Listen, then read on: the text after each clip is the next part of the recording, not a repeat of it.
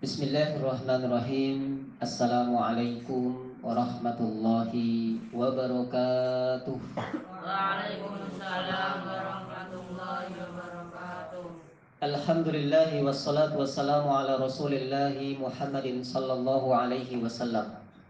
Bersyukur pada Allah subhanahu wa ta'ala, di majelis ilmu kali ini kita akan membahas ulumul Quran, khususnya qiraat, khususnya riwayat Imam Hafiz. Apakah itu Al-Quran? Al-Quran adalah kalamullah. Apa?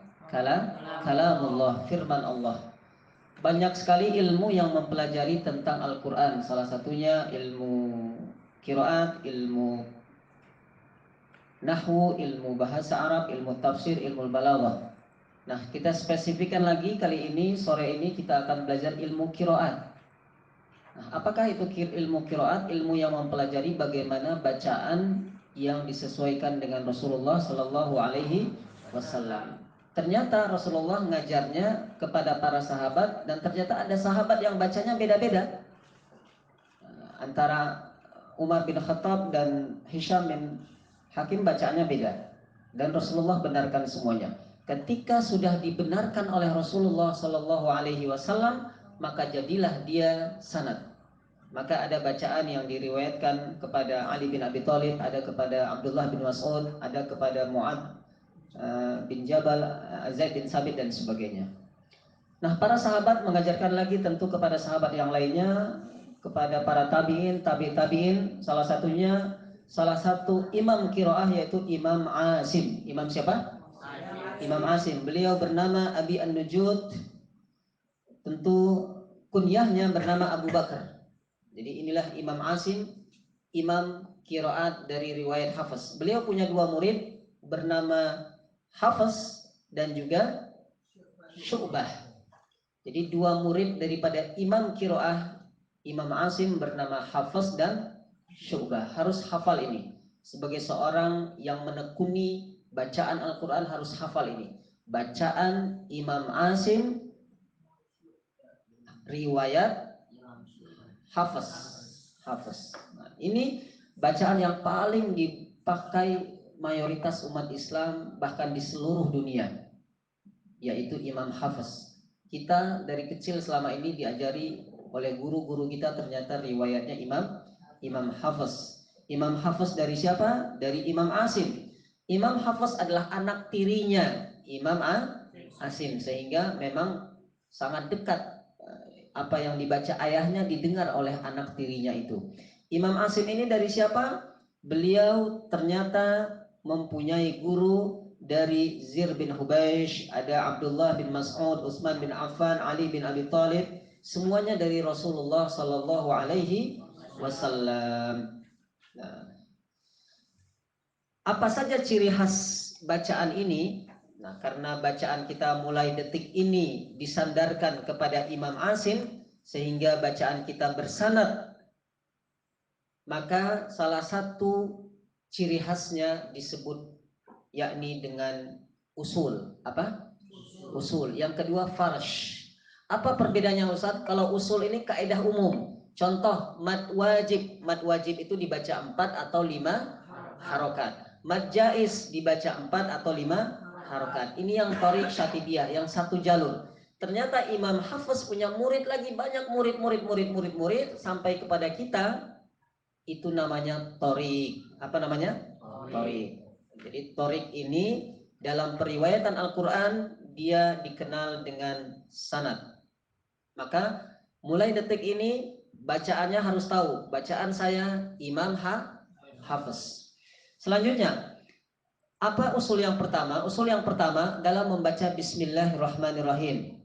Bismillahirrahmanirrahim itu hukumnya sunnah dalam riwayat Imam Hafiz. Bahkan wajib pada surah Al-Fatihah. Pada surah Al-Fatihah hukumnya wajib. Karena ada imam yang lain yang ternyata tidak mewajibkan Al-Fatihah pada qiraat Al-Fatihah, tidak mewajibkan Al-Basmalah pada bacaan Al-Fatihah. Nah, itu ciri khas pertama Imam Hafiz. Ciri khas yang kedua, pada surat Ali Imran itu Imam Hafiz membaca 3 cara baca. A'udzu billahi minasyaitonir rajim. Sama-sama. A'udzu billahi minasyaitonir rajim. Bismillahirrahmanirrahim. Bismillahirrahmanirrahim. Alif Lam Mim. Alif Lam Mim. Allahu la ilaha illa huwal hayyul qayyum. Allahu la ilaha illa huwal hayyul qayyum. Nah, ini cara baca yang pertama Imam Hafiz. Jadi dinamakan qat'ul jami', dipotong-potong. Ternyata Imam Hafiz juga baca seperti ini.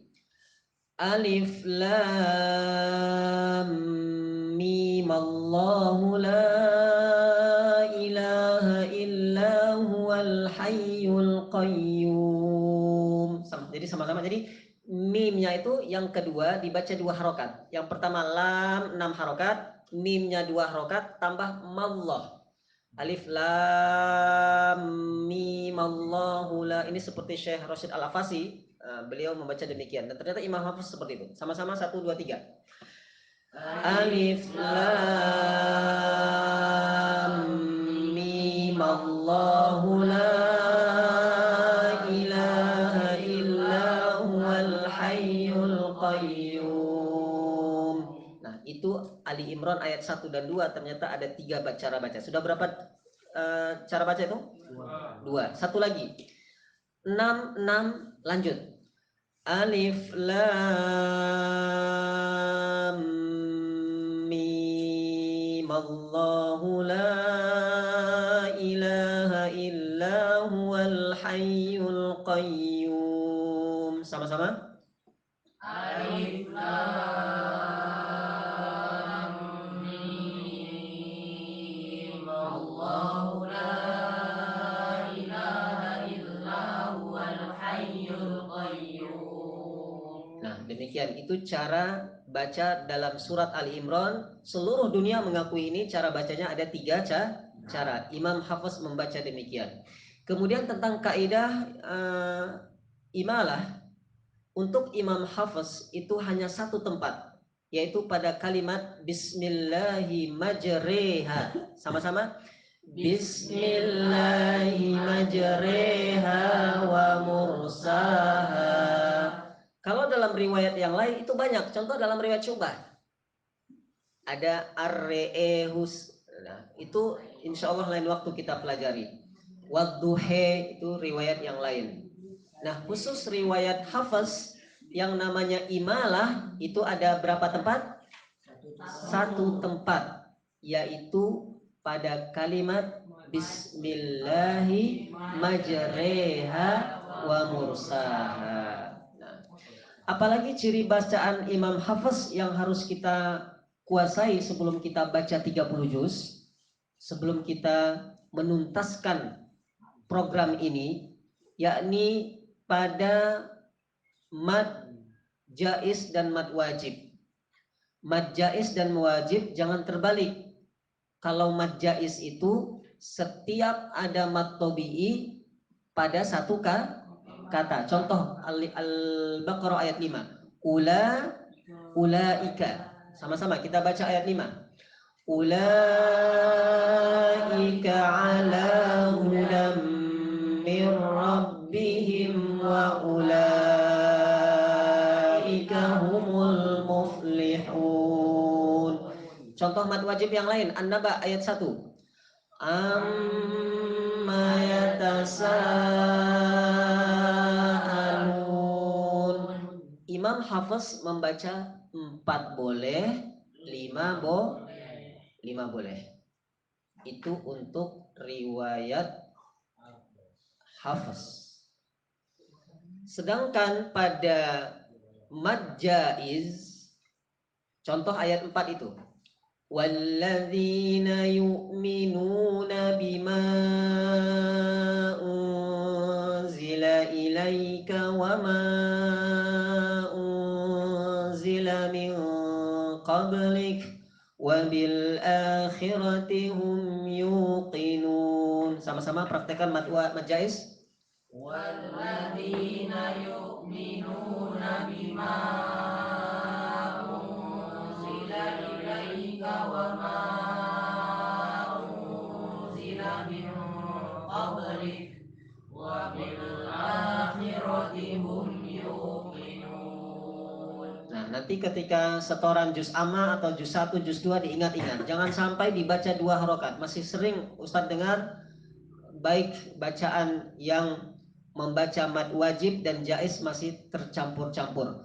Untuk juz amma itu pada surah Al-Qadar bisa kita lihat itu ya. Inna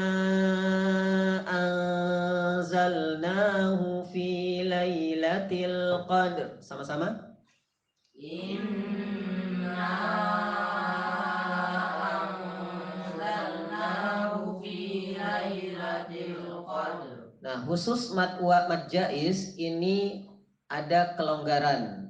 Boleh dibaca 4, bahkan hanya 4 saja untuk riwayat Syu'bah. Ini muridnya Imam Asim juga. Maka yang lebih aman mana? Lebih aman dibaca 5. Walaupun ada torik yang lain mengatakan dibaca 6. Sanad yang kita terima sampai kepada Ustadz hari ini yaitu dibaca 5. Jadi nanti kalau belajar sama guru yang lain dikatakan 6, jangan ditolak karena itu sanadnya dari jalur yang berbeda. Karena semuanya telah diperiksa oleh para ulama dan disesuaikan sandaran bacaan ini kepada Rasulullah Shallallahu Alaihi Wasallam. Bahkan dibaca 2. Contoh, Inna anzalnahu fi lailatul qadr. Itu bacaan Imam Ibnu Katsir. Dibaca 2, jangan disalahkan, itu benar. Di Makkah dibaca itu. Inna cukup 2. Inna anzalnahu fi lailati. Hunya dibaca panjang. Itu kalau riwayat Imam Ibnu Katsir. Kita belajar satu riwayat dulu. Nanti kalau sudah selesai riwayat Hafaz, nanti Ustaz kasih yang riwayat Imam Ibnu Katsir. Riwayat Imam Ibnu Katsir ciri khasnya mad jaiz dibaca 2. Mad jaiz dibaca 2 boleh, mad wajib tetap 4. Nah, kenapa disebut wajib? Karena memang wajib. Tapi wajib ini bukan berarti wajibnya sholat, tapi wajibnya bacaan. Jadi kalau kita baca dimanapun tempat dalam 30 juz harus kita praktekkan. Lalu yang terakhir yang ada kaedahnya pada riwayat Imam Hafiz ini tentu tentang bacaan ismam. La ta'manna. Nah, jadi dimonyongkan bibirnya sedikit. La ta'manna. Nah, itu ismam. Ada ismam pada riwayat Hafaz pada satu tempat. Kemudian apalagi ciri khas daripada riwayat Imam Hafaz? Ketika perpindahan antara satu surat dengan surat yang lainnya, baik itu di semua bacaan surat-surat juz amma maupun surat yang lainnya, dari Al-Fatihah ke Al-Baqarah, dari Al-Baqarah ke Ali Imran, dari Ali Imran ke An-Nisa, itu wajib hukumnya dikatakan oleh Imam Hafiz harus dibaca dengan bismillah. Itu namanya al-basmalah baina surataini. Kecuali pada satu surat, yaitu surat At-Taubah.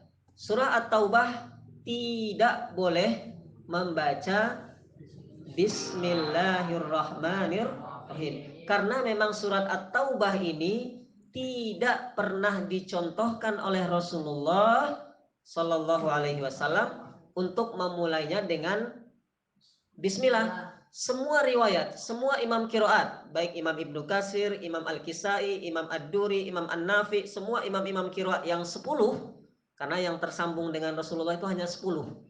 Kalau ada yang lebih dari 10, itu namanya syadzah, ditolak. Nah, inilah telitinya para ulama kita merumuskan mana saja bacaan yang benar dan mana bacaan yang ditolak. Kembali kita pada surah At-Taubah ini. Surah At-Taubah ini tauqifi. Kalau ada yang bertanya, kenapa Ustaz tidak boleh baca bismillah di situ?